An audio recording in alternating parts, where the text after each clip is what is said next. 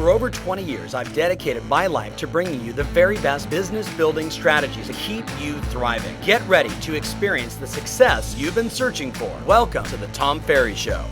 Hey everybody, welcome to the Tom Ferry Show, episode 28. Today we're talking about, do your words matter? Does what you say to prospects and to yourself, does it matter? I would say yes. Yet, every one of us has seen this little study when they say, how do people interpret the message of your communication? The study shows that only 7% of your total communication are the words that you use, where 38% are your tone, right? So if I say Eddie, it's different from Eddie. Same exact word, but the tonality changes the meaning. And then they say 55% of your total communication is the way you move your body. And we all know somebody that if you grab their hands, they can't even talk anymore. And yet, many people will say they'll minimize, the words. And I'm going to tell you that I believe words absolutely matter. That knowing what to say, being powerful with your language absolutely can be the difference. It makes the difference between them selecting you versus going with another agent. So do your words matter? Are you with me? If you don't think so, turn this off. If you agree that your words matter, let's keep going. So I believe that all selling starts with an assumption, right? And you and I both know, we've been in this situation before where you're about to call a prospect, you're about to follow up on a lead, you're about to call a client, someone in your database you haven't talked to in years. What kind of assumptions do you start to make? Are they positive or are they negative? All selling begins with assuming. And the big question for you is, what's going on up here? Is your head a scary place to be? Can you look at the name of a prospect and go, oh, I remember that deal from 7 years ago. We loved on each other, and then I haven't talked to him in forever. I'm so embarrassed. And then that assumption causes you to not take action. I'm going to assume that you're making more positive stuff. So let's go to the next step. Here's what I wrote down. What if before every person, and by the way, since it's all a story in your head anyway, what if you changed the story that's going on inside your head and made it all positive assumptions? For example, what if you assume that every person you call, they're going to answer? Wouldn't that be a better assumption than, I hope they don't answer? I know you've never done that before. Everybody has. So let's assume that they're going to answer. Let's assume that they're happy that you're calling. Wouldn't that be a great frame of reference, a great mind shift to be saying, I know they're happy. I know they're home. They're excited to talk to me. This is awesome. And boom, you dial the phone. Let's also assume that they're motivated, right? Let's assume that they want to take action. They want to buy. They want to sell. Look, they typed in their information into Zillow or Trulia or Realtor, and they hit submit. So my assumption is if they were willing to put their information inside there, that they desperately want to talk to somebody, they want some answers, they're happy, and they're motivated. So I'm literally emotionally gearing myself up in a positive way to make that phone call. And then, of course, I'm going to assume that they're going to list, and I'm going to assume that they're going to write an offer. Now, let me ask you a question. If you go in with that assumptive mindset, if you go in with a mindset that they're going to list, they can't wait, I am the agent of choice, they reached out to me, I reached out to them, I was given this referral. If I assume that, does that alter my presentation style? If you believe that you're going to get a yes, does that change your presentation? Does it change your approach? Does it get you more focused on making a difference and getting to it? You and I both know the answer is 1,000% yet. So what if you assume that they're not going to answer? What if you assume that they're going to be angry that you called? What if you assume that they're not motivated?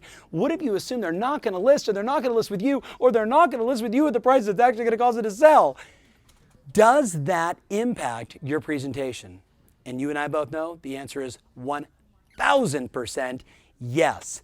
I have a feeling as you're watching this, you could reflect back on a time in your sales career where you actually made a presentation and you didn't mean to, but you talked people out of moving forward. You talk people out of being motivated, and it could be so subtle. Just your energy, a slight little shift. They're walking through a house and they're like, oh, and you're like, ugh, and they see that just that little ugh in you, and they're like, oh, maybe we shouldn't like this house.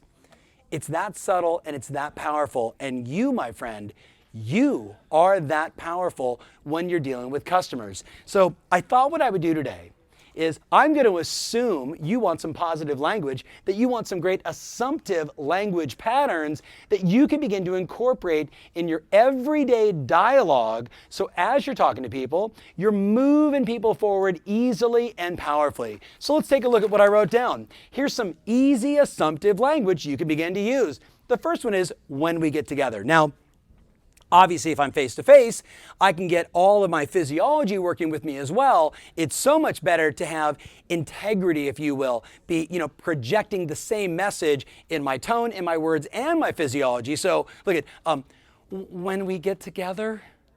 No, that's not going to be very good. Look, when we get together, right?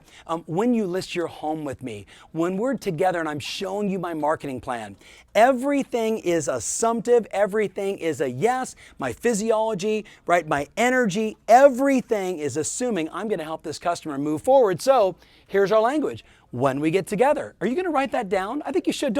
Don't just watch this episode. Write that one down. When we get together. When we get together. Every person I talk to. When we get together. When I show up to your house. When we start talking. When you hire me, right?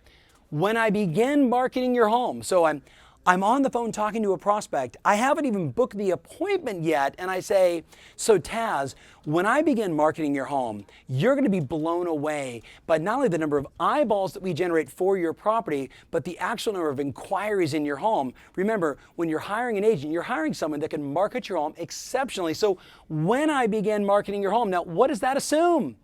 That assumes I've already got the listing and I haven't even booked the appointment yet. How about another one? As we work together. Now, you and I both know, if you say things like, as we work together, as we work together, you're going to be blown away by the level of service and our attentiveness to our customers and the way we go above and beyond in every situation and every negotiation to help our clients win.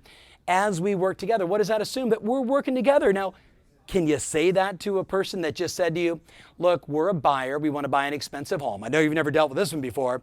And look, you go find us a pocket listing. I have 5 agents out there looking for me. But if you find me the deal, I'll write it up with you. I'll be loyal. I'll give you all the commission. But I'm just letting you know, I've got like 6 people. Well, I totally get where you're coming from. And as we work together, you're going to find that my ability to find those properties and more importantly, write offers that get through and get accepted and negotiate on your behalf, you're going to naturally begin to let some of those agents go. And I think that's going to feel good for both of us. And even though I'm just kind of riffing here, the point is language matters. Being a great salesperson in today's marketplace absolutely matters. Here's 2 more. When I sell your home, I don't even have the appointment yet. When I sell your home, you're going to be blown away by the results we produce, how much we get it sold for, the timeliness, the effectiveness in the negotiation, and the last one, at our meeting. So here's my point to you. All I want you to do is be more assumptive. I want you to be a yes. I want you to be a yes for your life. I want you to be a yes for your business. I want you to be a yes with every prospect you talk to. Now, I'm not saying that every one of them is going to be a yes for you, but man, if you're a no for your life and you're a no for your business and you're a no on prospects, what the heck are you doing watching the Tom Ferry Show? Look, the lesson is, let's all be more assumptive and let's assume the positive. Thank you so much for watching. Write down a few of those scripts, begin to use them, and then share a little message on Facebook or on Twitter or on Instagram. Are you following me yet on Instagram?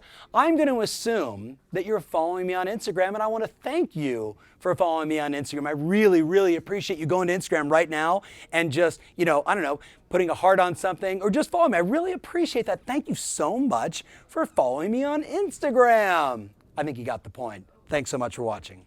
Thanks for watching. If you love what you're seeing here, then click the button below to join our online community absolutely free. Thanks so much.